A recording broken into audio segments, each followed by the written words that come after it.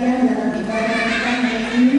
Semoga ibadah dan persekutuan kita semakin menguatkan iman dan kasih kita kepada Tuhan Yesus Kristus.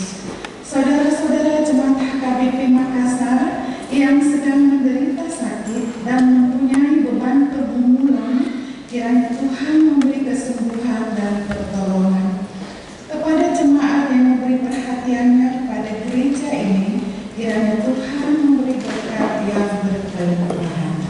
Baiklah, Amalina, sebelum kita mulai ibadah kita, mari tenang kita tenangkan hati dan pikiran kita. Kita ulang terus hadir di tempat ini. Kita bernyanyi dari buku nyanyian HKBP nomor 93 ayat 1 sampai 3. Di ayat 3 kita bangkit berdiri.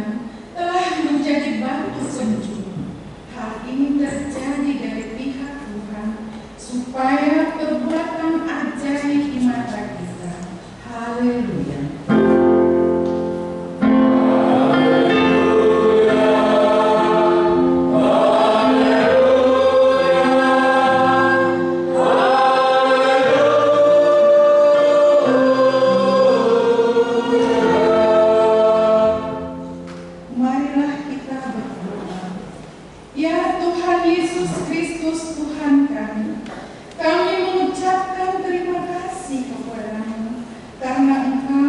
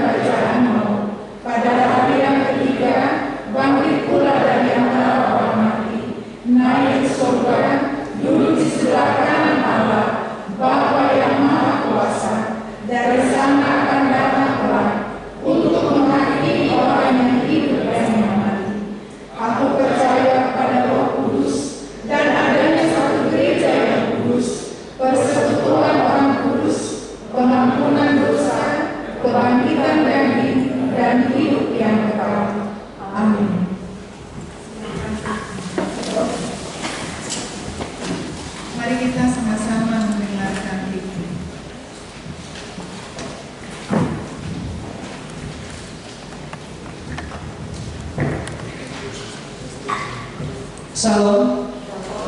Warta jemaat kita pada hari ini Minggu 17 April 2022 dengan topik Lunga Hehe Jesusi, Yesus telah bangkit. Nama minggu kita adalah hari ini Minggu Paskah pertama. Berikutnya statistik baptisan.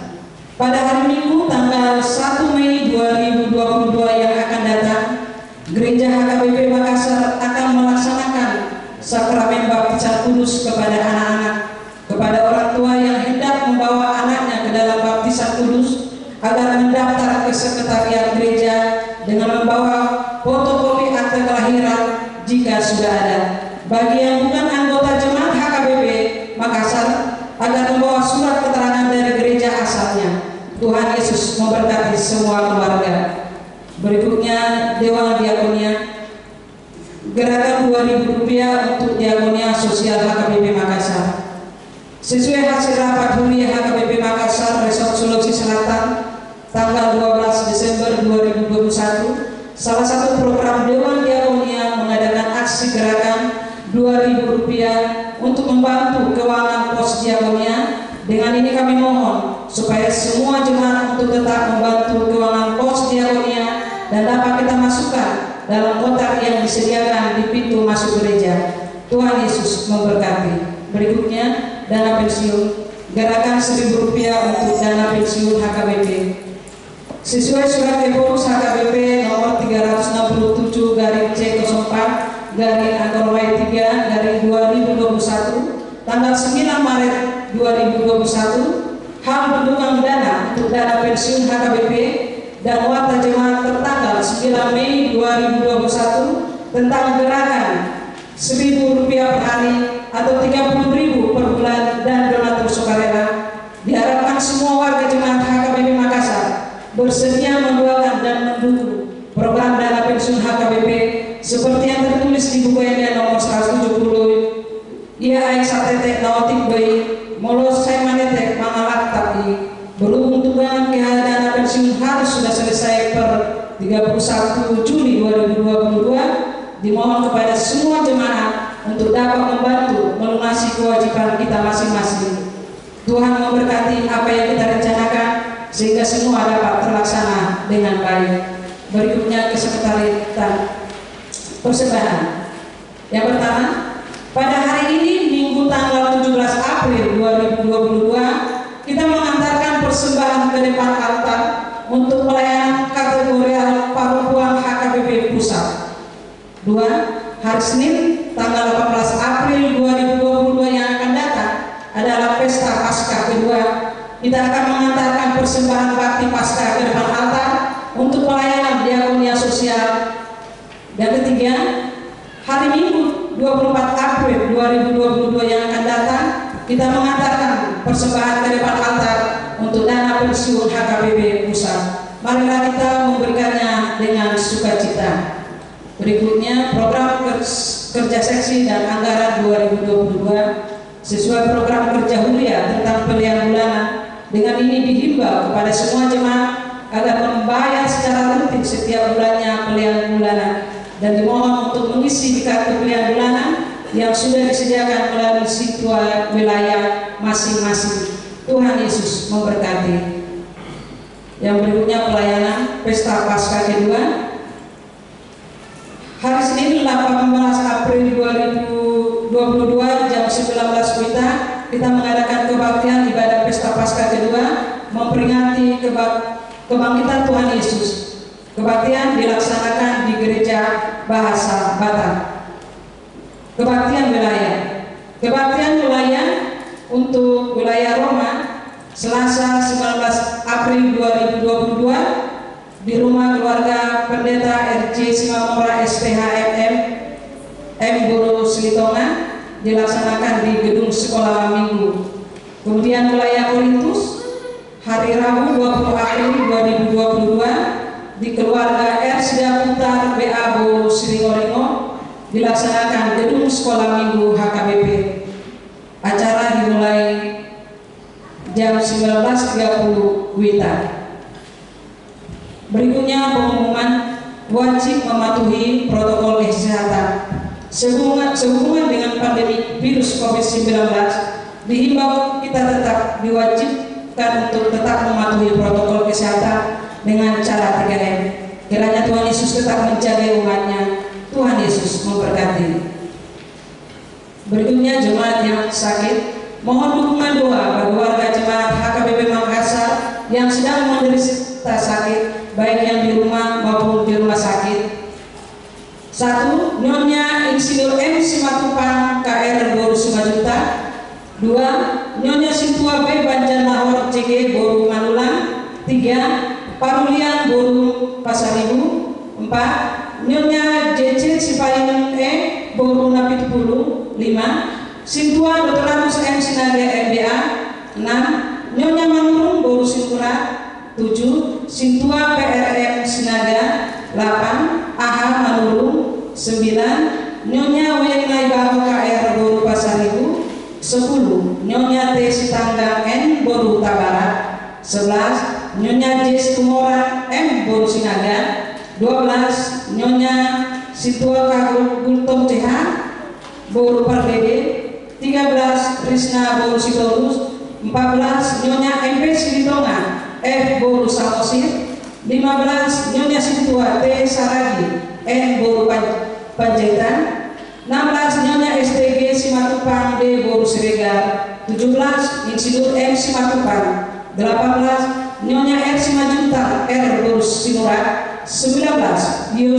Yosua Raymond P Simatupang. Bagi jemaat yang keluarganya sakit akan memberitahukan kepada sekretaris gereja. Tuhan Yesus memberikan kesembuhan kepada jemaatnya. Berikutnya jemaat yang berulang tahun. Daftar jemaat yang akan berulang tahun dari tanggal 18 sampai 24 April 2022 ada 7 orang. Ada 17 orang. Daftar keluarga yang berulang tahun pernikahan ada 2 keluarga. Seluruh majelis dan jemaat HKBP Makassar mengucapkan selamat ulang tahun kelahiran dan ulang tahun pernikahan. Tuhan Yesus memberkati seluruh jemaatnya. Jadwal pemakaian gereja dan jadwal pemakaian Soho Talenta dapat kita lihat di warta yang kita pegang masing-masing. Demikian juga daftar keuangan kita dapat kita lihat di warta yang kita pegang masing-masing.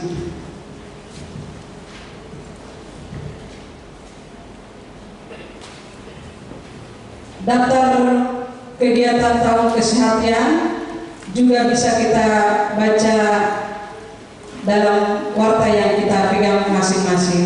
Demikian warta kita pada saat ini. Tuhan Yesus memberkati.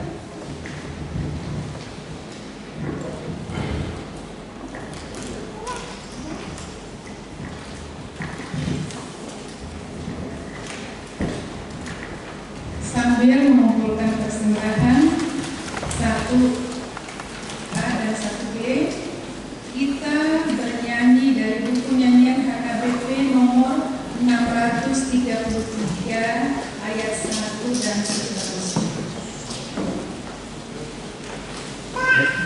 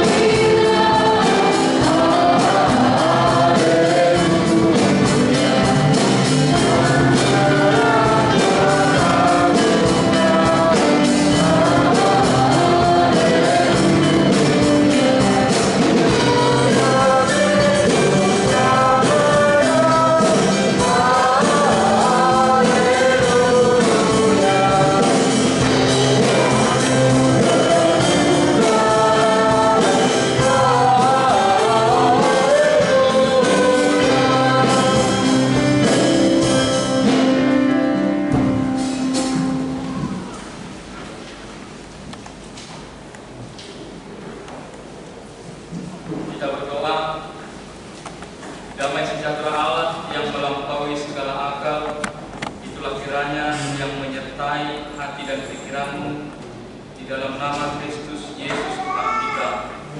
Amin. Shalom. Selamat Paskah bagi kita semuanya.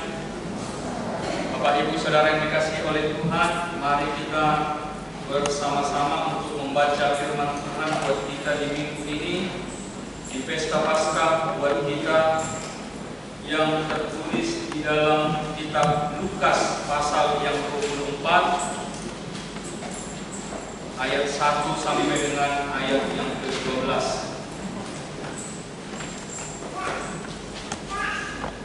Lukas 24 ayat 1 sampai dengan ayat 12.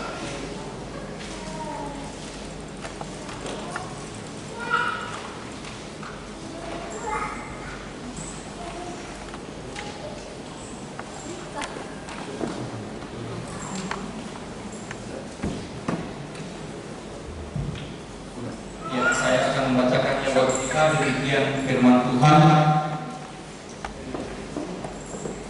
Tetapi pagi-pagi benar pada hari pertama minggu itu, mereka pergi ke kubur membawa rempah yang telah disediakan mereka. Mereka mendapati batu sudah terguling dan kubur itu, dan setelah masuk mereka tidak menemukan mayat Tuhan Yesus. Sementara mereka berdiri termenung terbang karena hal itu, tiba-tiba ada dua orang berdiri dekat mereka, memakai pakaian yang berkilau-kilauan. Mereka sangat ketakutan dan menundukkan kepala. Tetapi kedua orang itu berkata kepada mereka, "Mengapa kamu mencari Dia yang hidup di antara orang mati? Dia tidak ada di sini. Dia telah bangkit. Ingatlah apa yang dikatakannya kepada kamu ketika Ia masih di Galilea, yaitu bahwa Anak Manusia harus diserahkan ke tangan orang-orang berdosa dan disalibkan, dan akan bangkit pada hari yang ketiga." Maka teringatlah mereka akan perkataan Yesus itu, dan setelah mereka kembali dari kubur, mereka menceritakan semuanya itu kepada ke-11 murid dan kepada semua saudara yang lain.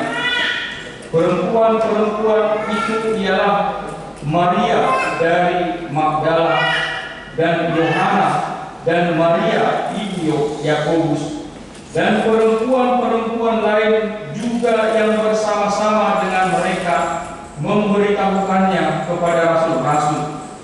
Tetapi bagi mereka perkataan-perkataan itu seakan-akan omong kosong, dan mereka tidak percaya kepada perempuan-perempuan itu. Sungguh pun demikian, Petrus bangun, lalu cepat-cepat pergi ke kubur itu. Ketika ia terjenguk ke dalam, ia melihat hanya kain kafan saja.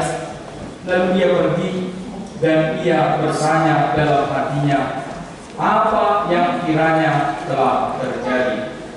Demikian firman Tuhan.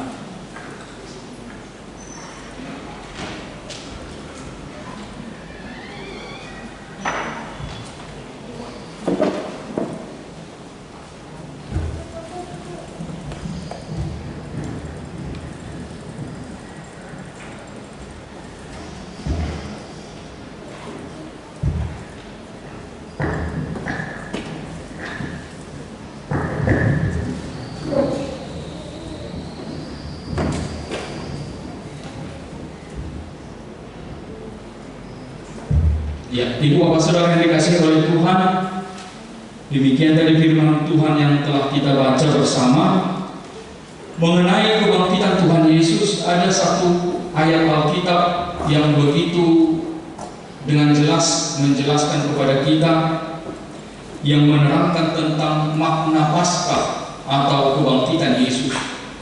Kalau kita membaca di 1 Korintus 15 ayat 14 dikatakan, tetapi andai kata Kristus tidak bangkit, maka sia-sialah pemberitaan kami dan sia-sia pula lah kepercayaan kamu. Ini adalah ayat yang begitu jelas menerangkan kepada kita bahwa ternyata sia-sia iman kita jika Kristus tidak dibangkitkan. Yang mau disampaikan dari situ bahwa memang dasar iman Kristen kita adalah kebangkitan Yesus. Karena kebangkitan Yesuslah dari kematian, maka kita memiliki iman percaya kepada Yesus. Maka seandainya Kristus tidak dibangkitkan, kita tidak akan pernah tahu bagaimana kematian Yesus. Kita tidak akan pernah tahu bagaimana pelayanan Tuhan Yesus.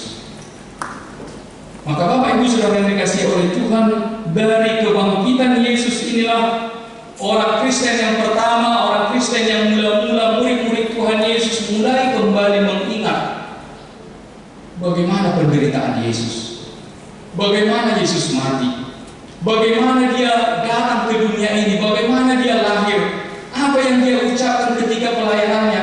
Mulailah murid-murid Tuhan Yesus kembali menggali, mencari tahu apa sebenarnya yang dahulu yang pernah dia ucapkan, apa yang dahulu pernah dia ajarkan, apa yang pernah dia dulu khotbahkan selama dia hidup.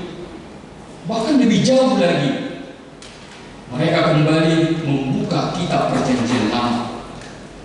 Mereka mulai membaca kembali isi dalam Perjanjian Lama. Ternyata kita menemukan di dalam Perjanjian Lama, jauh sebelum Yesus datang ke dunia ini, ternyata apa yang dialami Tuhan Yesus, apa yang diajarkan oleh Tuhan Yesus ternyata sudah dinubuatkan.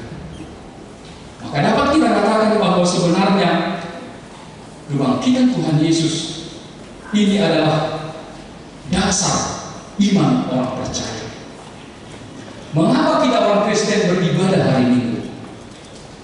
Kenapa kita tidak beribadah pada hari Sabtu? Kalau Sabtu kan Sabat.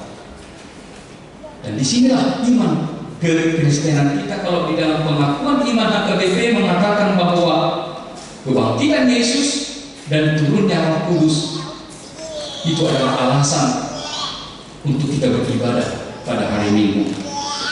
Maka bisa dikatakan bahwa perayaan Paskah itu merayakan kebangkitan Tuhan Yesus itu bukan hanya sekali di dalam setahun.